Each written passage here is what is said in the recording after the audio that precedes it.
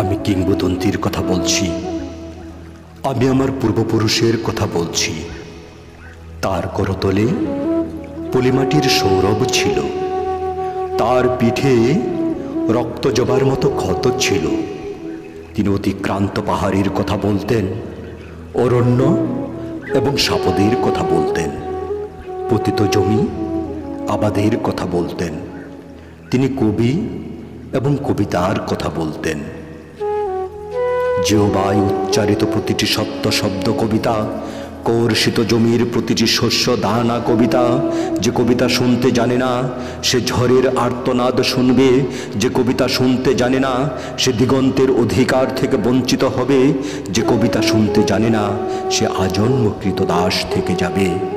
আমি উচ্চারিত সত্যের মতো স্বপ্নের কথা বলছি, উনুনের আগুনে আলোকিত একটি উজ্জ্বল জানালার কথা বলছি। আমি আমার মায়ের কথা বলছি। তিনি বলতেন, প্রবহমান নদী যে সাঁতার জানে না তাকেও ভাসিয়ে রাখে। যে কবিতা শুনতে জানে না সে নদীতে ভাসতে পারে না, যে কবিতা শুনতে জানে না সে মাছের সঙ্গে খেলা করতে পারে না, যে কবিতা শুনতে জানে না সে মায়ের কোলে শুয়ে গল্প শুনতে পারে না। আমি কিংবদন্তির কথা বলছি, আমি আমার পূর্বপুরুষের কথা বলছি, আমি বিচলিত স্নেহের কথা বলছি, গর্ভবতী বোনের মৃত্যুর কথা বলছি, আমি আমার ভালোবাসার কথা বলছি। ভালোবাসা দিলে মা মরে যায়, যুদ্ধ আসে ভালোবেসে মায়ের ছেলেরা চলে যায়। আমি আমার ভাইয়ের কথা বলছি, যে কবিতা শুনতে জানে না সে সন্তানের জন্য মরতে পারে না, যে কবিতা শুনতে জানে না সে ভালোবেসে যুদ্ধে যেতে পারে না, যে কবিতা শুনতে জানে না সে সূর্যকে হৃৎপিণ্ডে ধরে রাখতে পারে না। আমি কিংবদন্তির কথা বলছি, আমি আমার পূর্বপুরুষের কথা বলছি। তার পিঠে রক্ত জবার মতো ক্ষত ছিল, কারণ তিনি কৃতদাস ছিলেন। আমরা কি তার মতো কবিতার কথা বলতে পারবো? আমরা কি তার মতো স্বাধীনতার কথা বলতে পারবো? তিনি মৃত্তিকার গভীরে কর্ষণের কথা বলতেন, অবগাহিত ক্ষেত্রে পরিচ্ছন্ন বীজ বপনের কথা বলতেন, শবত সাগাভীর মতো দুগ্ধবতী শস্যের পরিচর্যার কথা বলতেন। তিনি কবি এবং কবিতার কথা বলতেন। যে কর্ষণ করে তার প্রতিটি স্যাদবিন্দু কবিতা, কর্ষিত জমির প্রতিটি শস্য দানা কবিতা। যে কবিতা শুনতে জানে না শস্যহীন প্রান্তর তাকে পরিহাস করবে, যে কবিতা শুনতে জানে না সে মাতৃস্তন্য থেকে বঞ্চিত হবে, যে কবিতা শুনতে জানে না সে আজন্ম ক্ষুধার্ত থেকে যাবে। যখন প্রবঞ্চক ভূস্বামীর প্রচণ্ড দাবদাহ আমাদের শস্যকে বিপর্যস্ত করল, তখন আমরা শ্রাবণের মেঘের মতো যুথবদ্ধ হলাম, বর্ষণের স্নিগ্ধ প্রলেপে মৃত মৃত্তিকাকে সঞ্জীবিত করলাম, বারিষিক্ত ভূমিতে পরিচ্ছন্ন বীজ বপন করলাম, সুগঠিত শ্বেতবিন্দুর মতো শস্যের সকর্য অবলোকন করলাম এবং এক অবিশ্বাস্য আঘ্রাণ ও নিঃশ্বাস গ্রহণ করলাম। তখন বিশ্বস্বর্গ প্রভুগণ অন্ধকার গহ্বরে প্রবেশ করল এবং আমরা ঘন সন্নিবিষ্ট তাম্রলিপির মতো রৌদ্রলোকে উদ্ভাসিত হলাম। তখন আমরা সমবেত কণ্ঠে কবিতাকে ধারণ করলাম, দিগন্ত বিদীর্ণ করা বজ্রের উদ্ভাসন কবিতা, রক্ত জবার মতো প্রতিরোধের উচ্চারণ কবিতা। যে কবিতা শুনতে জানে না পরাভূতের গ্লানি তাকে বুলুণ্ঠিত করবে, যে কবিতা শুনতে জানে না অভ্যুত্থানের জলোচ্ছ্বাস তাকে নতজানু করবে, যে কবিতা শুনতে জানে না পলিমাটির সৌরভ তাকে পরিত্যাগ করবে। আমি কিংবদন্তির কথা বলছি, আমি আমার পূর্বপুরুষের কথা বলছি।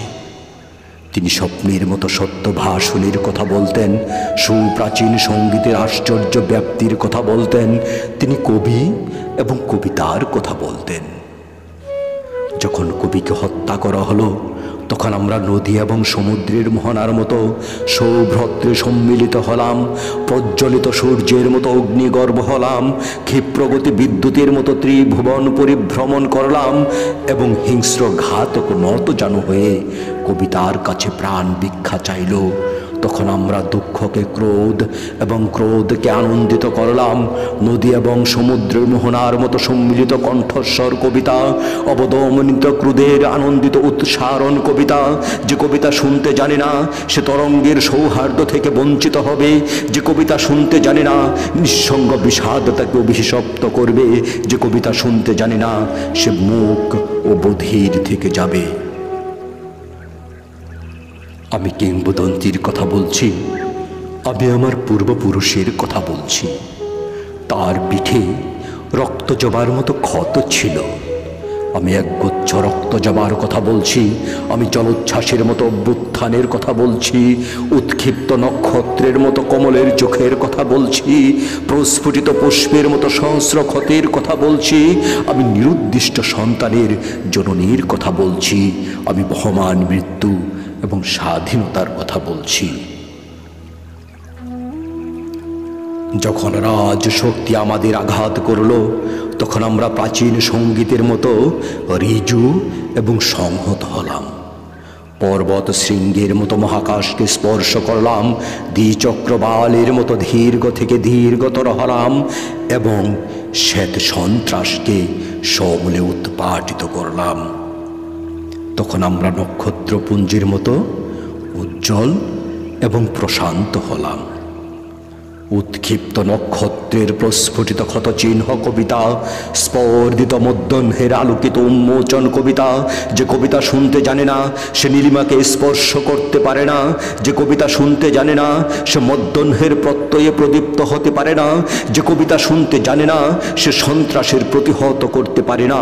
আমি কিংবদন্তির কথা বলছি, আমি আমার পূর্বপুরুষের কথা বলছি, আমি শ্রমজীবী মানুষের কথা বলছি, উদ্বেল অভিযাত্রার কথা বলছি, আদিবাস অরণ্যের কথা বলছি, অনার্য সংহতির কথা বলছি, শৃঙ্খলিত বৃক্ষের ঊর্ধ্বমুখী অহংকারের কথা বলছি। আমি অতীত এবং সমকালের কথা বলছি। শৃঙ্খলিত বৃক্ষের ঊর্ধ্বমুখী অহংকার কবিতা, আদিবাস অরণ্যের অনার্য সংহতি কবিতা। যে কবিতা শুনতে জানে না যুদ্ধভ্রষ্ট বিশৃঙ্খলা তাকে বিপর্যস্ত করবে। যে কবিতা শুনতে জানে না বিভ্রান্ত অবক্ষয় তাকে দৃষ্টিহীন করবে। যে কবিতা শুনতে জানে না সে আজন্মহীনমন্য থেকে যাবে। যখন আমরা নগরীতে প্রবেশ করলাম তখন চতুর্দিকে ক্ষুধা, নিঃসঙ্গ মৃত্তিকা শস্যহীন, ফলবতী বৃক্ষরাজি নিষ্ফল এবং ভাসমান ভূখণ্ডের মতো ছিন্নমূল মানুষেরা ক্ষুধার্ত। যখন আমরা নগরীতে প্রবেশ করলাম তখন আদিগন্ত বিশৃঙ্খলা, নিরুদ্দিষ্ট সন্তানের জননী সুখ সন্তপ্ত, দীর্ঘদেহ পুত্রগণ বিভ্রান্ত এবং রক্তবর্ণ কমলের মতো বিস্ফুরিত নেত্র দৃষ্টিহীন। তখন আমরা পূর্বপুরুষকে স্মরণ করলাম, প্রপিতামহের বীরগাথা স্মরণ করলাম, আদিবাসী অরণ্য এবং নতজানু সাপদের কথা স্মরণ করলাম। তখন আমরা পর্বতের মতো অবিচল এবং ধ্রুব নক্ষত্রের মতো স্থির লক্ষ্য হলাম। আমি কিংবদন্তির কথা বলছি, আমি আমার পূর্বপুরুষের কথা বলছি, আমি স্থির লক্ষ্য মানুষের সশস্ত্র অভ্যুত্থানের কথা বলছি, শ্রেণীযুদ্ধের অলিন্দে ইতিহাসের বিচরণের কথা বলছি, আমি ইতিহাস এবং স্বপ্নের কথা বলছি। স্বপ্নের মতো সত্য ভাষণ ইতিহাস, ইতিহাসের আনন্দিত বিজ্ঞান কবিতা। যে বিনিদ্র সে স্বপ্ন দেখতে পারে না, যে অসুখী সে কবিতা লিখতে পারে না, যে উদ্গত অঙ্কুরের মতো আনন্দিত সেই কবি, যে সত্যের মতো স্বপ্ন ভাবি সেই কবি। যখন মানুষ মানুষকে ভালোবাসবে তখন প্রত্যেকে কবি। আমি কিংবদন্তির কথা বলছি, আমি আমার পূর্বপুরুষের কথা বলছি, আমি বিচলিত বর্তমান এবং অন্তিম সংগ্রামের কথা বলছি। খণ্ডযুদ্ধের বিরতিতে আমরা ভূমিকর্ষণ করেছি, হত্যা এবং ঘাতকের সংকীর্ণ ছায়াপথে পরিচ্ছন্ন বীজ বপন করেছি এবং প্রবহমান নদীর সুকুমার দাক্ষিণ্যে শস্যের পরিচর্যা করছি। আমাদের মুখাবয়ব অসুন্দর, কারণ বিকৃতির প্রতি ঘৃণা মানুষকে কুশ্রী করে দেয়। আমাদের কণ্ঠস্বর রূঢ়, কারণ অন্যায়ের বিরুদ্ধে খুব কণ্ঠকে কর্কশ করে তোলে। আমাদের পৃষ্ঠদেশে নাক্ষত্রিক ক্ষতচিহ্ন, কারণ উচ্চারিত শব্দ আশ্চর্য বিশ্বাসঘাতক আমাদেরকে বারবার বদ্ধভূমিতে উপনীত করেছে। আমি কিংবদন্তির কথা বলছি, আমি আমার পূর্বপুরুষের কথা বলছি। আমার সন্তানেরা, আমি তোমাদের বলছি, যেদিন প্রতিটি উচ্চারিত শব্দ সূর্যের মতো সত্য হবে, সেই ভবিষ্যতের কথা বলছি, সেই ভবিষ্যতের কবিতার কথা বলছি। আমি বিশ্বস্বর্গ প্রভুদের চিরপ্রয়াণের কথা বলছি, দ্বন্দ্ব এবং বিরোধের পরিসমাপ্তির কথা বলছি, সুতীব্র ঘৃণার চূড়ান্ত অবসানের কথা বলছি। আমি সুপুরুষ ভালোবাসার সুকণ্ঠ সঙ্গীতের কথা বলছি। যে কর্ষণ করে শস্যের সম্ভার তাকে সমৃদ্ধ করবে, যে মৎস্য লালন করে প্রবহমান নদী তাকে পুরস্কৃত করবে, যে গাভীর পরিচর্যা করে জননীর আশীর্বাদ তাকে দীর্ঘায়ু করবে, যে লৌহকে প্রজ্বলিত করে ইস্পাতের তরবারি তাকে সশস্ত্র করবে। দীর্ঘদেহ পুত্রগণ, আমি তোমাদের বলছি, আমি আমার মায়ের কথা বলছি, বোনের মৃত্যুর কথা বলছি, ভাইয়ের যুদ্ধের কথা বলছি, আমি আমার ভালোবাসার কথা বলছি, আমি কবি এবং কবিতার কথা বলছি। সশস্ত্র সুন্দরীর অনিবার্য অভ্যুত্থান কবিতা, সুপুরুষ ভালোবাসার সুকণ্ঠ সঙ্গীত কবিতা, যে ভাই উচ্চারিত প্রতিটি মুক্ত শব্দ কবিতা, রক্ত জবার মতো প্রতিরোধের উচ্চারণ কবিতা। আমরা কি তার মতো কবিতার কথা বলতে পারবো? আমরা কি তার মতো স্বাধীনতার কথা বলতে পারবো?